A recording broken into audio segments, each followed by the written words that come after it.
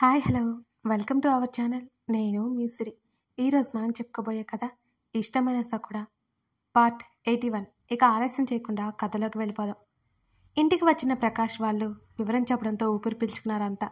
అది మిస్టేక్ అని అర్థం అవగానే వాళ్ళకి ఏం కానందుకో ధరణికి సంతోషంగా అనిపించింది. మాలవిక చెప్పిన మాటల ప్రకారం గగన్కి హర్ష అంటే ఎంత ఇష్టమో ధరణికి అర్థమైంది.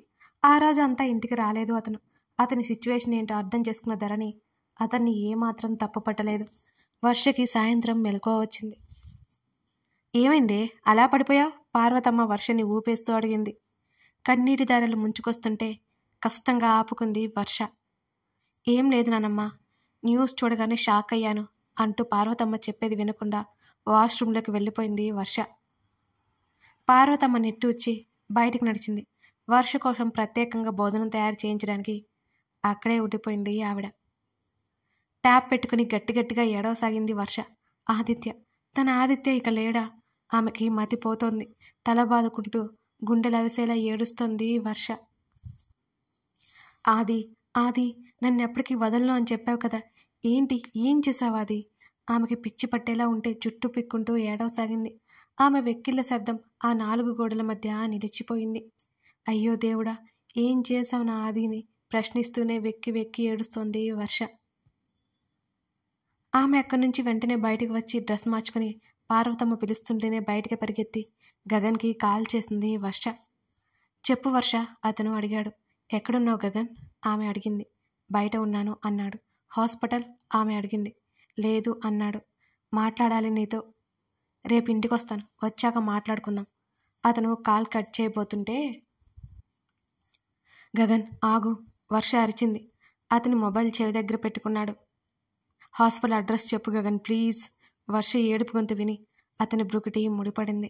ఏంటి అని అడిగాడు. మీ ఫ్రెండ్కి యాక్సిడెంట్ అయింది కదా, ఆ హాస్పిటల్ ఏంటి, ఎక్కడ, ప్లీజ్ చెప్పు. కళ్ళు తుడుచుకుంటూ రోడ్డు మీదకి నడుస్తూనే ఆటో కనిపిస్తే అది ఆపింది వర్ష. ఎందుకు అని అడిగాడు గగన్. అక్కడికి వచ్చాక వివరంగా చెప్తాను, ఇప్పుడు నువ్వు ఇక్కడికి రావడానికి వీల్లేదు అన్నాడు గగన్ సీరియస్గా. అయ్యో గగన్, ఎలా చెప్పాలి నీకు? వర్ష ఏడుపు ఆపుకోలేక ఏడవసాగింది. ఏం చెప్పాలి? ఎందుకు ఏడుస్తున్నావు? గగన్ సీరియస్గా అడిగాడు. గట్టిగా ఊపిరి తీసుకుని ఏదో మాట్లాడాలి అనుకుంది, కానీ మళ్ళీ ఆమెకి ఏడుపు ముంచుకొచ్చేసింది. ఏదో సీరియస్ విషయమే అనుకుని ఆటో డ్రైవర్ అడ్రస్ అడిగాడు. చెప్పు గగన్ చెప్పు, నేను ఆదిని చూడాలి, వర్ష వెక్కిళ్ళ మధ్య చెప్పింది. ఆది అని అడిగాడు. ఆదిత్య హాస్పిటల్ చైర్మన్ జయరాం గారు అబ్బాయి ఆదిత్య అన్నది ఆదుర్దాగా వర్ష. ఏదో ఉంది అనిపిస్తుంటే అక్కడే ఉండు, రాజేష్ వస్తాడు అన్నాడు గగన్. లేదు, నేను ఆల్రెడీ బయలుదేరిపోయాను, చెప్పు ఎక్కడా? వర్షకి హాస్పిటల్ అడ్రస్ చెప్పాడు గగన్ ఇక ఆమె అడుగుతుంటే. ఆమె వెంటనే అక్కడికి బయలుదేరింది.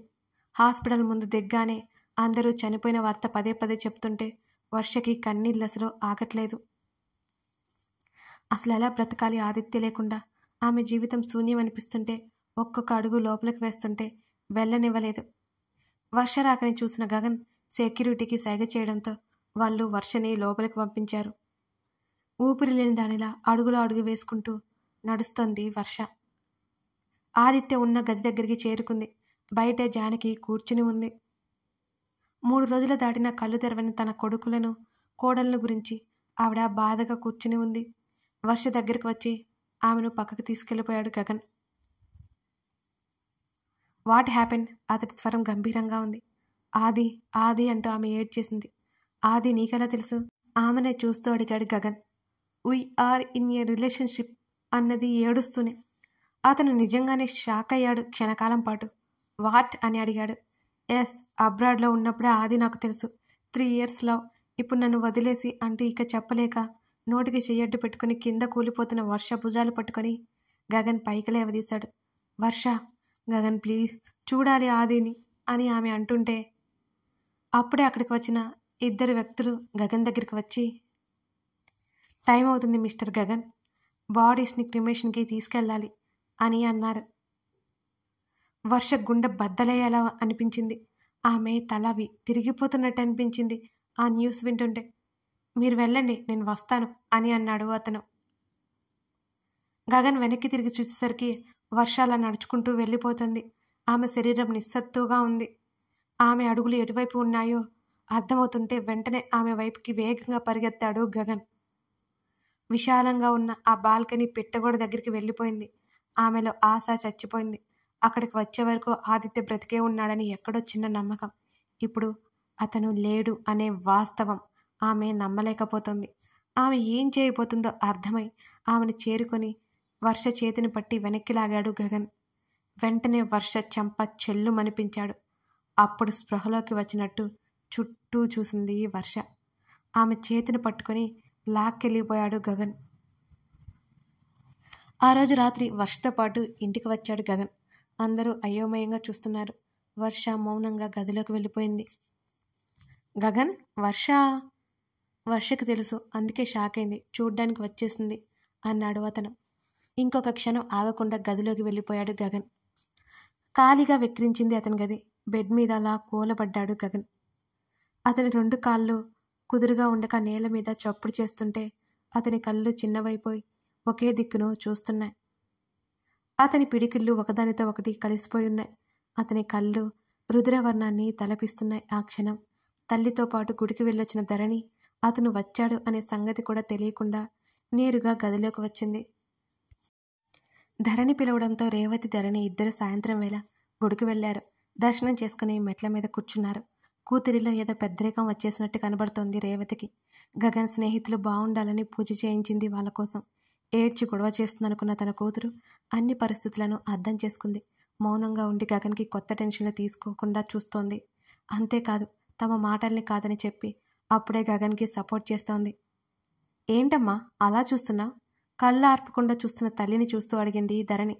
ఏం లేదే, అప్పుడే పెద్దదానివైపోయినట్టున్నావు, అలా కనబడుతున్నావు అన్నది రేవతి. చీర కట్టుకున్నాను కదా, అందుకేనేమో అని ధరణి చిన్నగా నవ్వింది. రేవతి కూడా ఆ మాటకు నవ్వేసింది. చీకటి పడేలా ఉంది, ఇక వెళ్దాం పదా, రేవతి చెప్పడంతో తలాడించి పైకి లేచింది ధరణి. ఇద్దరూ అక్కడి నుంచి ఇంటికి వచ్చేశారు. వర్ష బయటికి వెళ్ళి ఇంటికి వచ్చిన సంగతి కూడా ధరణికి తెలియదు. ఆమె లేనందువల్ల హాల్లో ఎవరూ లేరు. అందరూ ఎవరి ఆలోచనల్లో వాళ్ళు మునిగిపోయి ఉన్నారు. పెళ్లి ఇల్లు నిశ్శబ్దంగా ఉండడంతో అందరిలో అదో రకమైన దిగులు నిండుకుని ఉంది. ప్రతి ఒక్కరూ లోతుగా ఆలోచించేవాళ్ళే కాబట్టి బయటికి ఎవరూ చెప్పట్లేదు. ధరణి, కాఫీ ఇవ్వనా, డైరెక్ట్గా డిన్నర్ చేస్తావా, రేవతి అడిగింది. వెనక్కి వచ్చి కాసిన్ని మంచినీళ్ళు తాగింది. ఇప్పుడే వద్దమ్మా, డిన్నర్ చేస్తానులే అంటూ ధరణి మెట్ల వైపుకి నడిచింది. ధరణి ఆలోచనలన్నీ గగన్ మీదనే ఉన్నాయి. అతను అసలు సరిగ్గా తింటున్నాడా లేదా కూడా తెలియట్లేదు, నిద్రపోతున్నాడో కూడా తెలియట్లేదు. నిన్న అతన్ని చూడగానే నిద్రాహారాలు లేనట్టున్న అతని ముఖాన్ని తను గమనించింది. అతడు ఎంత ఒత్తిడికి లోనవుతున్నాడో బయటికి చెప్పలేకపోయినా తనకి తెలుసు. ఆ ఆలోచనలతోనే గదివైపుకు వచ్చింది. తలుపు తెరుచుకొని లోపలికి వచ్చింది ధరణి. చేతిలో ఉన్న మొబైల్ పక్కనే ఉన్న సిస్టమ్ టేబుల్ మీద పెట్టి చీర పవిట పిన్ తీసి తల ఎత్తి చూసిన ఆమెకి గగన్ అలా గంభీరంగా కూర్చొని కనిపించాడు. మొదట ఎవరో అర్థం కాక క్షణకాలం ఆమె ఉలిక్కిపడింది. పొరపాటున అతని గదిలోకి ఎవరైనా వస్తే పసిగట్టగల నేర్పరి అతను. అలాంటిది తను వచ్చి డోర్ చప్పుడైనా తన వైపు కూడా చూడని అతన్ని చూస్తుంటే అతను ఎంత నలిగిపోతున్నాడో ధరణికి అర్థమవుతూనే ఉంది. చేతిలో ఉన్న పిన్ పక్కన పెట్టి చీర భుజం మీద వేసుకుని అతని వైపుకి అడుగులు వేసింది ధరణి. వాళ్ళిద్దరూ మాట్లాడుకుని 4 రోజులు అవుతుంది.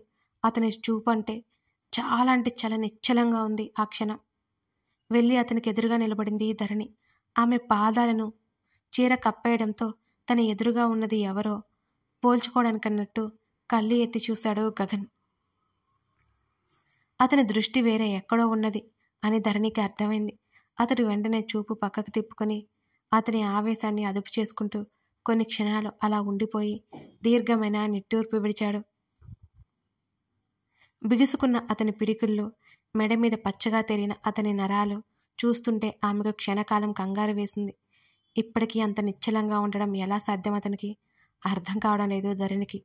ఆమె మరొక అడుగు ముందుకు వేసింది. అప్రయత్నంగా అతని చెయ్యి ఆమె చేతిని చేరింది. ఆమె చేతిని తన 2 చేతులతో పట్టుకుని అతను చెంపకానించుకున్నాడు. ఆమె సమక్షంలో అతని ఒత్తిడి పూర్తిగా పోకపోయినా గుర్తురాదు అంతే. ఆ విషయం ఇద్దరికీ తెలియదు. ఆమె మరొక చెయ్యి అతని భుజం మీదకి చేరింది. మరో నిమిషం అతని చెయ్యి ఆమె చుట్టూ చేరి ఆమెను దగ్గరికి లాక్కుంది. అతను అలా సడన్గా లాగడంతో ఎక్కడ పడిపోతుందేమోనని అతని మెడ చుట్టూ చేతులు వేసింది ధరణి. ఆమె హృదయానికి చెంపానించి ఆమె వీపు చుట్టూ చేతులు బిగించి అలా ఉండిపోయాడు. అతని ఒక చెయ్యి ఆమె నడుముని చేరింది. మెత్తని ఆమె శరీరం అతనిలో ఏదో ఉద్రేకాన్ని తగ్గిస్తోంది. ఆమె ఏం మాట్లాడలేదు. అతను ఏం మాట్లాడలేదు. మౌనం మరింత నిశ్శబ్దంగా మారి వారి మధ్య నిలబడి ఉంది. ఆమె తల కిందకి దించి అతని నుదుటి మీద ముద్దు పెట్టుకుంది. ఆమె కౌగిలిలో తలదాచుకున్నాడు అతను. ఆమె మరింతగా అతన్ని తనలో దాచేసుకుంది. గగన్ ఫ్రెండ్స్కి ఏం కాకపోవడం ధరణికి ఎంతో ఊరట ఇచ్చింది. వాళ్ళకి ఎలా ఉందో అని తెలుసుకోవాలన్నా ఆమెకు మాటలు రావట్లేదు. అతన్ని అడిగి అవన్నీ పదే పదే గుర్తు చేసి ఇబ్బంది పెట్టాలి అనుకోలేదు ధరణి. మళ్ళీ వెళ్ళాలా హాస్పిటల్కి? ఆమె మెల్లిగా అడిగింది. లేదు అని అన్నాడు అతను. ఇంటికి తీసుకెళ్ళిపోయారా వాళ్ళని? అందరూ బాగున్నారు కదా? ఆమె స్వరంలో కంగారు ఎంత దాచాలనుకున్నా బయటపడిపోయింది ఆ క్షణం. అన్నాడే కానీ బాగోలేరని అతనికి తెలుసు. అతనికి కాస్త ఉపశమనాన్నిచ్చే విషయం అందరూ సేఫ్గా ఉండడం మాత్రమే. ఒక్క వేద పరిస్థితి అతనికి కంగారు పుట్టిస్తోంది. అతని ఆలోచనలు అటే ఉన్నాయని ధరణికి అర్థమవుతుంది. ఏం మాట్లాడాలని, అతని ఊరట కలిగించాలి, ఏం చేసి అతన్ని మామూలుగా మార్చాలి, కాసేపు అన్నీ మరిచేలా చేయాలి. వేన్నీళ్ళు పెట్టనా అని అడిగింది. ఆమెను వదిలి పైకి లేచాడు. నేను చూసుకుంటాను. అతను లేచి చొక్కా తీసేస్తూ వెళ్ళిపోయాడు. అప్పుడు చూసింది బెడ్కి అవతల వైపు ఫ్లవర్ వాజ్తో పాటు కొన్ని వస్తువులు ముక్కలైపోయి ఉన్నాయి. అది అతనిలో ఆందోళనకి కారణమో ఆవేశానికి కారణమో మరి దేనికి కారణమో ధరణికి తెలియలేదు. చీర కొంగు నడుమున దోపి అవన్నీ క్లీన్ చేయడానికి పూనుకుంది ధరణి. మొత్తం జాగ్రత్తగా ఒక్కొక్కటి ఎత్తివేసి హ్యాండ్ వాష్ చేసుకుని వచ్చింది. ఎక్కడ ఉన్నాయో ఏవేవి ఉన్నాయో తడి క్లాత్తో తుడిచి గ్లాస్ పీసెస్ కోసం పరీక్షగా చూసింది. అవన్నీ చేయడానికి చాలా టైం పట్టింది. గగన్ తల తుడుచుకుంటూ బయటికి వచ్చాడు. అతను మొబైల్ తీసుకుని బాల్కనీలోకి వెళ్ళాడు. జయరామ్కి కాల్ చేసి మాట్లాడాడు. హర్షకి స్పృహ వచ్చింది అనే న్యూస్ గగన్కి చెప్పలేనంత సంతోషాన్నిచ్చింది. ఇప్పుడే బయలుదేరుతాను అంకుల్. ఆ మాట గదిలో ఉన్న ధరణికి వినపడుతూనే ఉన్నాయి. జయరామ్ ఏమన్నాడో సరే అని కాల్ కట్ చేశాడు. అతని గుండెల్లో మండుతున్న మంటని లోపలే అదిమేస్తూ ఓ నిట్టూర్పు బయటకొచ్చేసింది అతనికి. అతని రూంలోకి అడుగు పెట్టడమే అబ్బా అని ధరణి అరుపు కీచుగా వినిపించింది అతనికి. ఆమె వైపు కళ్ళు తిప్పి చూసిన అతనికి కింద కూర్చొని రక్తం పోకుండా క్లాత్ కాలికి పెట్టుకుంటున్న ధరణి కనిపించింది. అప్రయత్నంగా అతని కళ్ళు చిన్నవైపోయాయి. బాల్కనీ డోర్ క్లోజ్ చేసి ఆమె వైపు వచ్చాడు. అతని రాకని చూసి టక్కున చీర పాదం మీదకి వేసేసుకుంది. ఒక మోకాల మీద కిందకు వంగి కూర్చొని ఆమె కుచ్చిళ్ళు కాస్త పైకి నెట్టాడు. ఆమె పాదాన్ని చేతుల్లోకి తీసుకుని అదిమి పెట్టిన కర్చీఫ్ని పట్టుకోవడంతో ధరణి వారించబోతుంటే ఒక చూపు చూశాడు అతను. ఆ చూపుకి కాస్త జంకి చేతి వెనక్కి పట్టుకుంది. ఆ తెల్ల రుమాల్ నిండా రక్తం, అక్కడక్కడ ఎర్ర పువ్వుల్లా ఆమె రుమాలు మీద రక్తపు మరకలు తిష్టవేసి ఉన్నాయి. ఏమైంది? ముఖం చిట్లించి ఆమె వైపు చూశాడు. గాజు గుచ్చుకుంది అన్నది నెమ్మదిగా. ఆమె కూర్చున్న కాస్త ముందర 2-3 రక్తబొట్లు కనిపించాయి అతనికి. తీసావా అని అడిగాడు. తీసేసా. వెంటనే ఆమెను 2 చేతుల్లోకి తీసుకుని బెడ్ మీద కూర్చోబెట్టి ఆ కర్చీఫ్ డస్ట్బిన్లో పడేశాడు గగన్. చూసుకోవా అని అడుగుతూనే ఫస్ట్ ఎయిడ్ బాక్స్ తీసుకొచ్చాడు అతను. నువ్వు చూసుకుని పగలగొట్టాల్సింది అంటూ అతని చూపులకి కళ్ళు దించి పెదవులు బిగించింది ధరణి. మెత్తని ఆమె కాలి బొటన వేరి కసుక్కున దిగిన ఆ గాజు పెంకు తాలూకా గాయం కనబడుతూనే ఉంది అతనికి. అక్కడ పూర్తిగా చెక్ చేసి లోపల ఏమీ లేదని నిర్ధారణకు వచ్చాక బ్యాండేడ్ వేశాడు గగన్. హ్యాండ్ వాష్ చేసుకుని చేతులు తుడుచుకుంటూ ఆమె పక్కన వచ్చి కూర్చున్నాడు అతను. వెళ్దామా అని అడిగింది అతన్ని.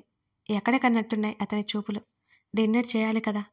కొత్తగా ఆమెకి ఆకలి గుర్తుకొచ్చింది. మరి ఇప్పుడేం వద్దు అన్నాడు. లేదు తినాలి, నేను వెళ్ళి తెస్తాను. లేడీలా కిందకు దూకబోతున్న ఆమె ముంజేతిని పట్టుకుని ఆపాడు అతను. ఆమె పాదం నేలను తాకలేదు. అయోమయంగా చూసింది అతని వైపు ధరణి. నావీ బ్లూ కలర్ చీర మీద అక్కడక్కడ ముదురు ఆకుపచ్చ పువ్వులు లతలు నిండుకొని ఉన్నాయి. ఆ చీర రంగు ఆమె రంగుని ఇంకాస్త బహిర్గతం చేస్తుంది. ఆ నునిమెత్తని చీర ఆమె దేహపు మెత్తదనానికి పోటీ పడుతోంది. ఆమె ముందు ఆ చీర నునుపు ఏ పాటిది? వెంటనే మొబైల్ అందుకొని మాలవిక్కి కాల్ చేశాడు. మామ్, ఫుడ్ రూమ్లోకి పంపించు అని చెప్పి కాల్ కట్ చేశాడు. వదినా, ఎవరు అని అడిగింది రేవతి. గగన్ అన్నది మాలవిక. ఎప్పుడొచ్చాడు? మీరు వచ్చే ముందే. కాల్ ఏంటి? ఫుడ్ పంపించమని చెప్పాడు రేవతి అన్నది నిట్టూరుస్తూ మాలవిక. రేవతి వెంటనే కూతురు కోసం, అల్లుడి కోసం భోజనం సిద్ధం చేసింది. ట్రేలో పెట్టి పనమ్మాయికిచ్చి పంపించింది. మాలా, పంతులు గారికి ముహూర్తం చూపించారా? పార్వతమ్మ అడిగింది. ఆ అమ్మా, ఆ సమయం శుభం గడియలు అన్నారు ఆయన అని మాలవిక బదులిచ్చింది. పార్వతమ్మ కళ్ళజోడు సరిచేసుకుని చుట్టూ అటు ఇటు చూసి రేవతిని కూడా చూస్తూ, ఇదిగో మాలా, జరిగిందేదో జరిగిపోయింది. ఆ మిగతా కార్యం కూడా ముహూర్తం చూపించు అని నీ కూతురికి కూడా ఓ మాట చెప్పు అన్నది రేవతిని ఉద్దేశించి. ఆమె దేని గురించి చెప్తుందో ఆ ఇద్దరికీ అర్థమైపోయింది. కానీ అమ్మ, గగన్ ఇప్పుడు టెన్షన్లో ఉన్నాడు, ఇవన్నీ చెప్తే వినడు అన్నది మాలవిక. స్నేహితుడి కోసం కంగారు పడ్డంలో తప్పులేదు. అవసరానికి ఆదుకోవడం వరకు బానే ఉంది. అలాగని పెళ్ళాన్ని వదిలేసి తిరుగుతాడా? కాపురం చేయడం మానేస్తాడా? నిష్ఠూరమాడింది పార్వతమ్మ. కథ కొనసాగుతోంది. వేద, హర్ష, ఆదిత్యల పరిస్థితి ముందు ముందు ఎలా ఉండబోతోంది? వర్ష, ఆదిత్య రిలేషన్ అందరికీ తెలుస్తుందా? అలాగే గగన్, ధరణి ప్రేమ ప్రయాణం ఇంకెంతవరకు వెళ్ళబోతుంది? తెలుసుకోవాలి అంటే మిగతా కథ చూడాల్సిందే. మీ సపోర్ట్కి చాలా చాలా థ్యాంక్స్. మీరు ఇలాగే లైక్ చేస్తూ, కామెంట్ చేస్తూ సపోర్ట్ చేయాలి, సరేనా? Thank you very much.